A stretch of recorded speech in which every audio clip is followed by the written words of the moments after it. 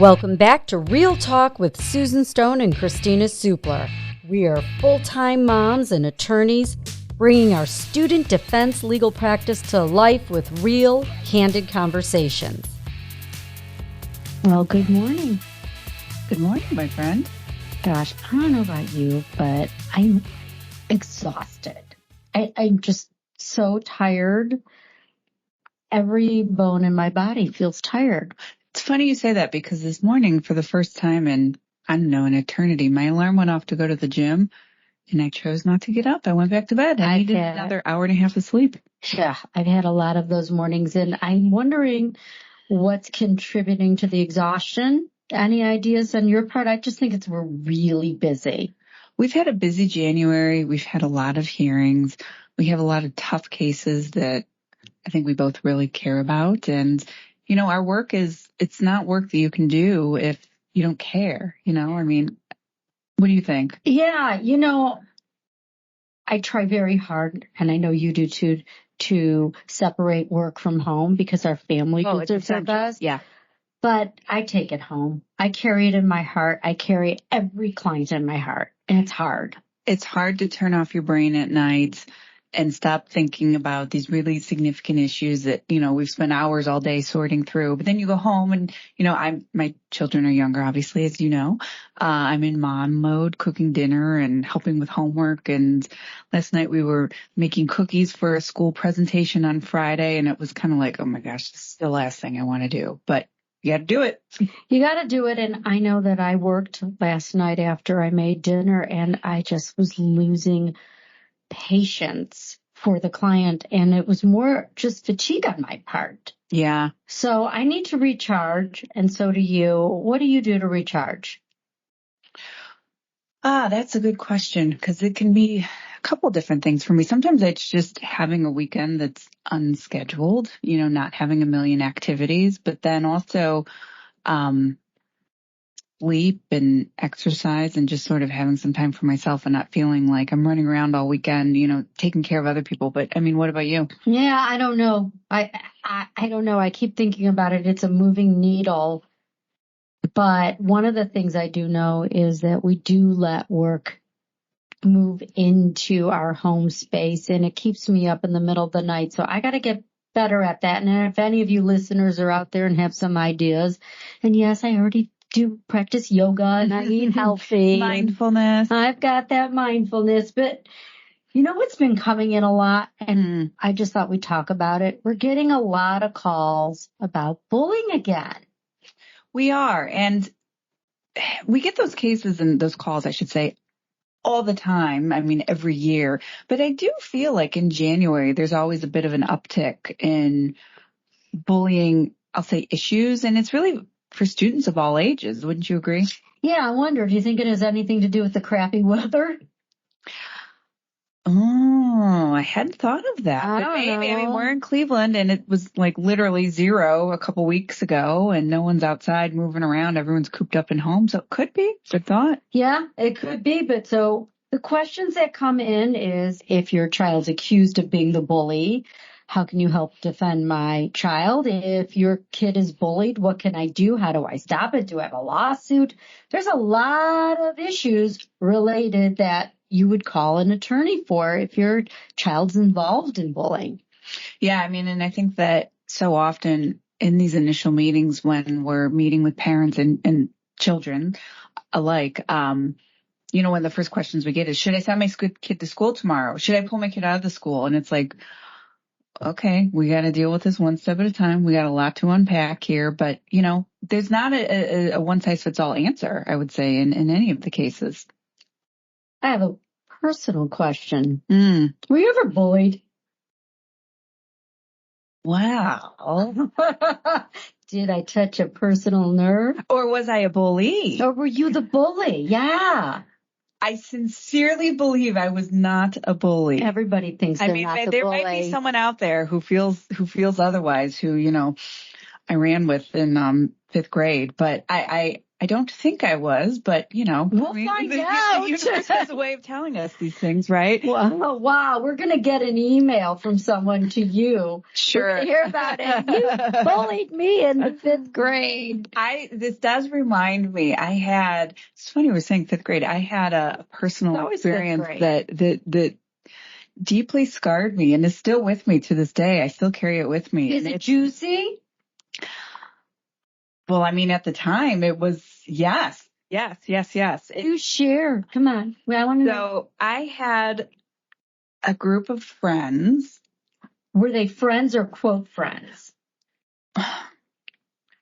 Well, I mean, friends in the way that anyone's friends during adolescence, that, one day you're the coolest kid in school, and then the next day no one will talk to you for no reason, and you're not really sure why. But then 48 hours later, you're back on top. So I had a group of girlfriends who I did view as my friends. I thought we were true friends. Now in hindsight, what was the quality of the relationship? That's something else. Well, are you still friends with them now? No. Okay. No. Then they weren't friends. Yeah. No contact. Haven't been in contact since, I don't know, 30 years ago. But there was a boy I had a crush on, and my friends convinced the boy to ask me out. Now, was it, first of all, what was the boy's name? Come on, dish. The boy's name was Brad. Okay. So did Brad actually in 5th grade ask you out to pizza? Or what did that even mean at that age? Well, that's it. Yeah. What did it mean? I'm still asking myself that. But I assure you it was very significant at the time. We were boyfriend, girlfriend. I don't know. Like we didn't go anywhere. We didn't meet in public. This was obviously pre-cell phones and social media. So I suppose dating someone was like a 8-minute phone call at 7 p.m. before your parents needed the phone, because this was also before, people had like multiple lines in their house. And it was like, at least in my house, we were all sharing one phone. And so multiple lines in the Stone house, I assure you. There was hot competition in my house to get on the phone in the evening. So at any rate, I liked this boy, Brad, and one day out of nowhere, he realized that he too liked me, wanted me to be his girlfriend. So this is not a sad story. This is awesome. Oh, but wait, there's more. So I am just over the moon thinking, I'm like, wow, this is it. Brad. Well, fast You'll forward, always have him. Or not. Fast forward, I don't know if it was 2 days later, 3 days later, I don't know. Certain period of time passed, and I'm in gym class, and I find out that Brad asked me out, but it was really like on a dare, or like it was in concerted effort with these like plans with my friends, and really it was just to humiliate me. And of course I found all of this out, and I mean, girl, I was crying hysterically. I ran out of gym class. I was crushed because of the humiliation. And the worst part about it wasn't just, okay, it was a joke, Brad doesn't like me. Like, okay, the betrayal. The betrayal that everyone else had this joke. I was on the outside. Everyone else knew what was going on. Mm-hmm. They were talking about me, and I wasn't, it was just, the betrayal, the devastation, the pain. Did you go back to school the next day? Girl, are you kidding me? My parents were just like, get over it, go back to school. That was my parents. There was no coddling or, let's talk about this. How does it make you feel? No, none of that. None of yeah, that. I didn't have that either. Catholic grade school. So, back in the day in Catholic grade school, I mean, I will say, so the teachers were, I don't know. They seemed to handle it, like recognize how cruel it was. But, the next day, like no one was checking in with me. There were no school psychologists making sure things were fine. I mean, they didn't do that back then. This might explain a lot about you. Does it give you insight? It does give me insight. I'm sharing my vulnerability with our listeners. And I just want you to know how special that is, because Supler's a tough cat and she doesn't really share a lot. So thanks for sharing, Supler, but I want to know. What's Brad up to? So, funny thing, I have not ever cyberstalked Brad or really anyone from that period of time in my life. But one day I was driving down the street and I went past an office and I saw his name and I was like, oh my gosh, here he is. He's alive and maybe well. And it brought back all these memories. And it's funny. I mean, literally this was, I don't even know how many years ago, but I saw the name and it immediately triggered the memory of my mortification and humiliation of my friends and this cruel joke. Well, I have two things to say. One, Brad, you're lost. You're lost. You're a total loser. And two, to those girls, they lose even more and I win. Aw, thank you. Let's get lawyerly. Let's talk bullying in a legal sense. So, first of all, let's unpack the definition of bullying, because not all acts of unkindness amount to bullying. Someone being mean to your kid, it's so hard. It's so hard because I know, like, as a parent, there is nothing, would you agree, nothing cuts you more than watching your children suffer and feel, excluded or hurt or someone be unkind to them? I mean, it's awful. Right? The only reason we can laugh about the Brad story is because it occurred many, many years ago and you're over it and it's you. But if it were your daughter, it wouldn't be funny. No, that's exactly right.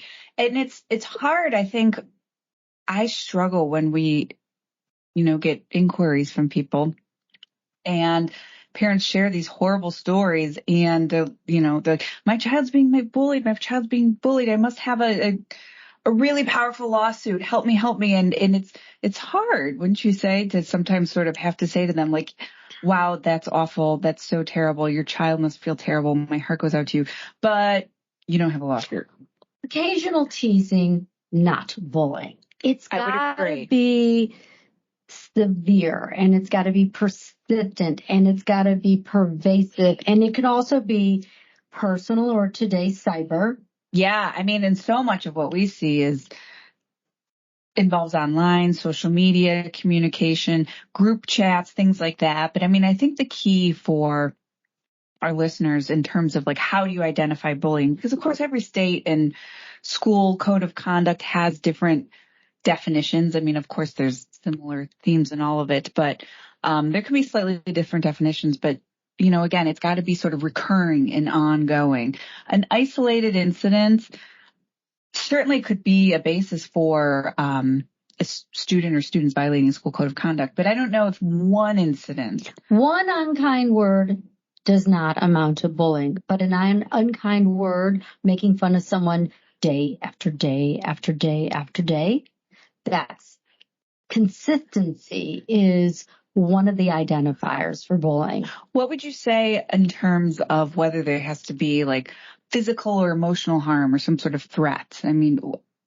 well, certainly if you threaten someone, that would amount to bullying. Mm-hmm. Give me your lunch money or I will beat you up. I think that's bullying today. Yep. I agree. So what are your thoughts about the issue of location? Yeah. So it's much easier to prove bullying if it happens at school, because then it falls under what I would call the jurisdiction of the school. However, if there is off-campus bullying and it impacts your child's ability to perform at school, I think there's an argument that the school's got to get involved. Yeah, so I know that we, not too long ago, we had a situation involving, some social media, online communication, and some was at school and some wasn't. And, we were sort of, I remember parsing through and wrestling with, okay, what is the, in lawyers speak, the jurisdictional analysis in terms of what can the school do when stuff maybe happens at home in the evenings on personal devices, not school-issued devices. But gets complicated and kids show up at school the next day and there's still the fallout, which, again, i.e. lawyers speak for impact on education. You're right. It's tough to know when, I would say on the school side, sometimes, in fairness to our educators, it's hard for them to know as well where that line is. Well, and you think about the Supreme Court case of Brandy Levy, the cheerleader, you're allowed. Tell our listeners about that, because that's a key case, and I'm guessing many people out there in podcast world don't know what it is. Yeah, Brandy didn't make the cheerleading team. And Poor Brandy. Poor Brandy. I couldn't be a cheerleader. I can't even do a cartwheel. No, I can't do a split.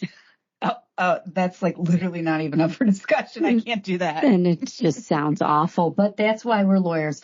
So Brandy didn't make the team, and she posted some nasty comments about the coaches online, and they disciplined her, and it went all the way up to SCOTUS, and there was First Amendment protection. I think that's what schools wrestle and with. But remember, that only applies to public schools where you have a First Amendment freedom of speech to talk about things. But certain things are absolutely not protected. And we've talked about that in prior podcasts. I'm going to drop a little bit of legal knowledge for some of our listeners out there. And this drop away. Many find this surprising, but at a private school on their campus, you don't have full First Amendment rights. And so, schools are allowed to limit and respond to, and some might say restrain, speech. Correct. And that goes by their honor code and their policy. But I think it's universal that bullying someone based on their appearance, their race, their religion, their ethnicity, a disability will always be subject to discipline. Absolutely. And I would say for parents, if you come to learn that your child is experiencing, negative, hostile treatment by peers or staff, let's face it, that is something that should be immediately reported to the school. And for schools, it's not even a close call. Schools need to jump on that right away. Speaking of reporting, a lot of times we find out from parents they want to immediately sue the school for not bullying. And then I say, well, did you put the school on notice? Do they know about it? The old notice requirement. Yeah. So let's unpack that for our parent listeners out there. Notice. Why is notice so important for schools? Like what does that have to do in relation to evaluating whether there might be a lawsuit or not? Well, not to nerd out again. Go nerd away. Gebser versus Lago Vista Independent School District. You cannot make a school district liable for something that they don't know about. Makes sense to me. Some might say it's a tricky legal requirement, but if you think about it on a very practical level, if schools aren't clearly on notice about something, how can they fix it? But let's take that a step further. What about parents who say, well, teachers saw it happen. They saw my child sad in the hallway. How could they not know?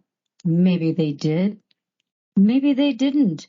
But if it's not in writing, it didn't happen. And you know that. There you go. And that's why it's important for, not every single piece of communication needs to be in writing, but things, about misconduct, mistreatment, send an email to the school. Nothing wrong with that. I love documenting anything that you think you're going to want to rely on later as a piece of evidence and to prevent miscommunication. We often give advice. And I'd like to ping pong our common words of advice for parents. And I'll start the ping. Number 1, put the school on notice and ask for an investigation. Follow up if you don't get a response, and push for something to be done to keep your kids safe. Number 2, while an investigation is pending, ask for interim measures. What does that mean? Well, an easy one that comes to mind is some sort of no contact or stay away order, right? Yeah. Separate the kids. Maybe ask for schedules to be changed, different lunch periods, maybe some sort of restrictions or regulations for who goes where at recess on the playground, things like that. And the bus. Oh, the bus. Yes. Yeah. Oh, I'm so glad you said that. We have a lot of matters where things are okay during the day and then kids get on the bus and everything rapidly falls apart. Number 3, ask the school to provide mental health support services if your child's suffering. And it's important, I would say, that families really avail themselves to those services. Sometimes there can be a hesitation to take advantage of school services, but they're there. Use them. And particularly now, this is such a cliche to say post-COVID, but truly there is such a shortage of readily available mental health services. And, I think, Susan, we hear at least once a week. It's been difficult. I called a therapist and they can't take my kid. My kid's on a wait list. It's going to be 6 weeks before we get an appointment. If your child's suffering, you can't wait that long. It's been really, since COVID, a struggle to get the mental health support for all those students who need that help. Last, and this is self-serving, guys, I know it, but if you have any doubt on how to handle things, consult a lawyer. That's right. We're here to support families in crisis, talk through the legal issues, and really help kids. That is at the heart of our legal work. I say kids, I'm using that label broadly. Kids can be like 25, 30, that to support students. People think that just because you call a lawyer, we all sue. And while we do file lawsuits, that is one of our functions. We do. We do a lot of other things like counseling and navigating and helping people through crisis. So don't just think because you call a lawyer that you're going to be suing the district. Maybe the lawyer will help you nip the situation in the bud and get a better resolution quickly. And that really, I think, is a win, because courts, let's face it, though we are lawyers and go to court, let's face it, it's not for everyone, that's for sure. And certainly it takes a toll on families and kids. But I think this was a good talk today. Yeah, and I have to say something. You girls who did that to my partner, Kristina Supler, if I ever meet you, I am going to be watching you. And Brad, you missed out. That's right. Look at me now. Yeah, all this and more. Thanks for listening to Real Talk with Susan and Kristina. If you enjoyed this episode, please subscribe to our show so you never miss an episode. And leave us a review so other people can find the content we share here. You can follow us on Instagram. Just search our handle @StoneSupler. And for more resources, visit us online at studentdefense.kjk.com.